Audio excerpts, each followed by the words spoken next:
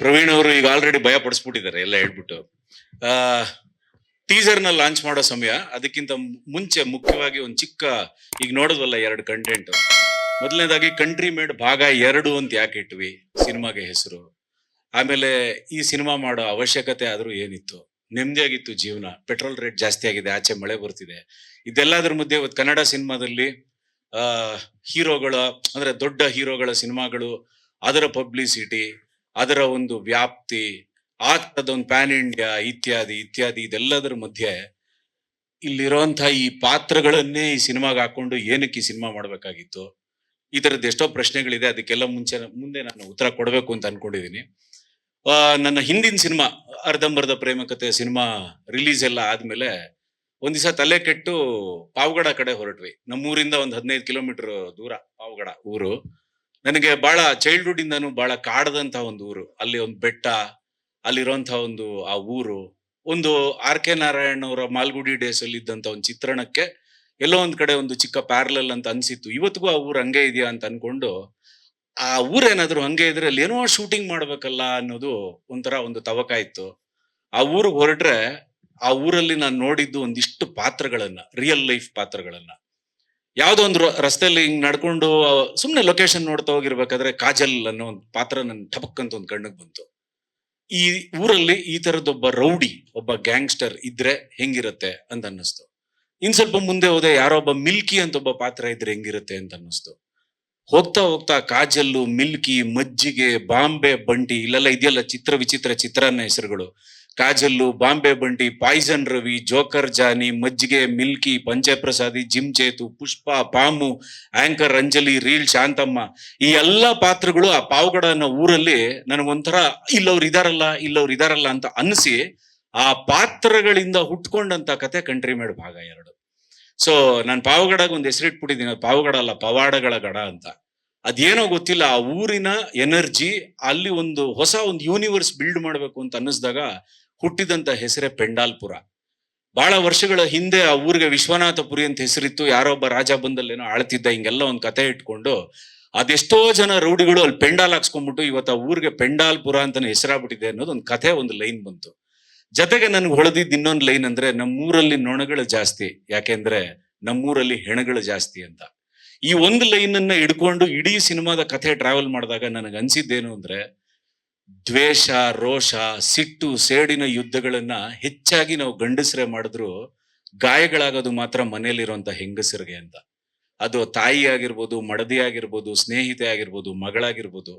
ಹೊಸ್ಲು ದಾಟಿ ಆಚೆ ಹೋಗಿ ಗಂಡಸ್ತನ ಮೆರೆದು ಚಾಕು ಚೂರಿಗಳನ್ನ ಇರಿದು ಎಲ್ಲಾ ಮಾಡುವಂತ ಗಂಡಸರಿಗೆ, ಯಾರೋ ಮನೆಯಲ್ಲಿ ಅಳ್ತಾ ಇರುವಂತ ಒಂದು ತಾಯಿ, ಒಂದು ಹೆಂಡತಿ ಎಲ್ಲರೂ ಇರ್ತಾರಲ್ಲ, ಅವ್ರಿಗೆ ಎಷ್ಟು ಸ್ಕ್ರೀನ್ ಟೈಮ್ ಕೊಡ್ತೀನಿ ಈ ಸಿನಿಮಾದಲ್ಲಿ ಅನ್ನೋದು ನನಗೆ ದೊಡ್ಡ ಚಾಲೆಂಜ್ ಆಗಿತ್ತು. ನಾನು ಮೊದಲನೇ ಸಿನಿಮಾಯಿಂದ ಹಿಡಿದು ಇವತ್ತಿನವರೆಗೂ, ನಮ್ಮ ಏರಿಯಲ್ಲಿ ಒಂದಿನ ಆದ್ಮೇಲೆ ತುಗ್ಲಕ್ ಆಗ್ಲಿ, ಹುಲಿರಾಯ ಆಗ್ಲಿ, ಅರ್ಧಂಬರ್ಧ ಪ್ರೇಮ ಕಥೆ, ಈ ಎಲ್ಲಾ ಟೈಮಲ್ಲೂ ಸುಮಾರು ಜನ ನನಗೆ ಹೇಳ್ತಾ ಇದ್ರು, ಸರ್ ನೀವೊಂದು ಗ್ಯಾಂಗ್ಸ್ಟರ್ ಸಿನಿಮಾ ಮಾಡ್ಬೇಕು ಸರ್, ನಿಮ್ಗೆ ಅದೊಂದು ರಾನೆಸ್ ಇದೆ, ಯಾಕೆ ನೀವು ಒಂದು gangster cinema like out and out violence, ಅದು ಚಾಕು ಚೂರಿ ಎಲ್ಲ ಹಾಕ್ಬಿಟ್ಟು ಯಾಕೆ ಮಾಡಬಾರ್ದು ಅಂತ ಸುಮಾರು ಸಲ ಕೇಳ್ಬಿಟ್ಟಿದ್ದೀನಿ ಅದನ್ನ. ಆದ್ರೆ ನನಗೆ ಯಾವತ್ತೂ ಅನ್ಸಿದ್ದೇನು ಅಂದ್ರೆ, ಒಂದು ವೈಲೆಂಟ್ ಅಥವಾ ಒಂದು ರೌಡಿಸಮ್ ಸಿನಿಮಾ ಮಾಡೋದು it is A low hanging fruit ಅಂತೀವಲ್ಲ, ಅಂದ್ರೆ ಬಹಳ ಈಸಿಯಾಗಿ ಟಪಕ್ಕಂತ ಎಟ್ಕೋಂಥದ್ದು. ಒಬ್ಬ ಹೀರೋ ಇರ್ತಾನೆ, ಅವ್ನ ಕೈಯಲ್ಲಿ ಒಂದು ಲಾಂಗ್ ಇರುತ್ತೆ, ಅವ್ನ ಹಿಂಗೆ ಬರ್ತಾನೆ, ಒಂದು ಬಿಲ್ಡಪ್ ಇರುತ್ತೆ, ಇದೆಲ್ಲ ತಪ್ಪು ಅಂತ ನಾನು ಹೇಳ್ತಿಲ್ಲ. ಆದ್ರೆ ಬರೀ ಆ ತರದ್ದೊಂದು ವೈಭವೀಕರಣವನ್ನೇ ಮಾಡ್ಬೇಕು ಅಂತ ಒಂದು ಗ್ಯಾಂಗ್ಸ್ಟರ್ ಸಿನಿಮಾ ಮಾಡೋದು ನನಗೆ ಅಷ್ಟು ಪ್ರಯೋಜನಕಾರಿ ಅಂತ ಅನ್ನಿಸ್ಲಿಲ್ಲ. ಮತ್ತೆ ನನ್ನ ಕೆರಿಯರಿನ ಸಿನಿಮಾಗಳಿಗೆ ಅದೊಂದು ಒಳ್ಳೆ ಸಿನಿಮಾ ಆಗುತ್ತೆ ಅಂತ ನನಗೆ ಅನ್ಸಿರ್ಲಿಲ್ಲ. ಹಾಗಾಗಿ ಗ್ಯಾಂಗ್ಸ್ಟರ್ ಸಿನಿಮಾ ಮಾಡದೆ ಹಾಗೆ ಉಳಿದಿದ್ದೆ. ಆದ್ರೆ ಇಲ್ಲಿ ಒಂದು ದೈವರ ದೈತ್ಯದ ಒಪ್ಪಂದಗಳ ಕಥೆ ಅಂತ ಒಂದು ಹುಟ್ಕೋತು. ಒಂದು ಊರಲ್ಲಿ ರಾಕ್ಷಸರು ಇರ್ತಾರೆ, ಅಂದ್ರೆ ಅವರು ದೈತ್ಯರು ಅಂತ ನಾವು ಅಂದ್ರೆ, ಅದೇ ಊರಲ್ಲಿ ದೇವರು ಇರ್ತಾರಲ್ಲ, ಅಲ್ಲೊಂದು ದೇವಸ್ಥಾನನೂ ಇರುತ್ತೆ, ಪಕ್ಕದಲ್ಲಿ ಒಂದು 100 ಮೀಟರ್ ಆಚೆ ಒಂದು ಕೊಲೆನೂ ಆಗುತ್ತೆ. ಅಂದ್ರೆ ಹಿಂಗೆ ಅಂದ್ರೆ ದೇವ್ರಿಗೆ ಅದು ಕಾಣಿಸ್ತಿಲ್ವಾ?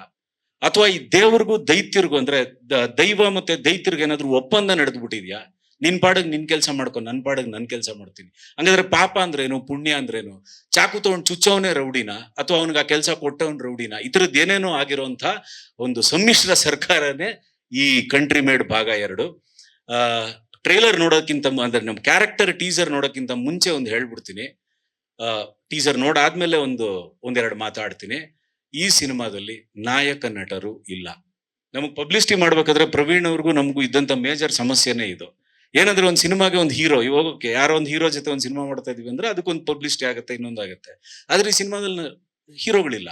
ದೇರ್ ಇಸ್ ನೋ ನಾಯಕ ನಟ, ನೋ ನಾಯಕಿ, ನೋ ಕಾಮಿಡಿಯನ್ ಇಲ್ಲ, ಹೀರೋ ಇಲ್ಲ, ಹೀರೋಯಿನ್ ಇಲ್ಲ. ಅಂದ್ರೆ ಮತ್ತೇನಕ್ಕೆ ಸಿನಿಮಾ ಮಾಡ್ತಿದ್ದೀರಾ ಅಂತ ಕೇಳಿದ್ರೆ ಅದಕ್ಕೆ ಆನ್ಸರ್ ಏನು ಅಂದ್ರೆ ಈ ಎಲ್ಲಾ ಪಾತ್ರಗಳು. ಇವ್ರು ಯಾರು ಹೊಸಬ್ರಲ್ಲ.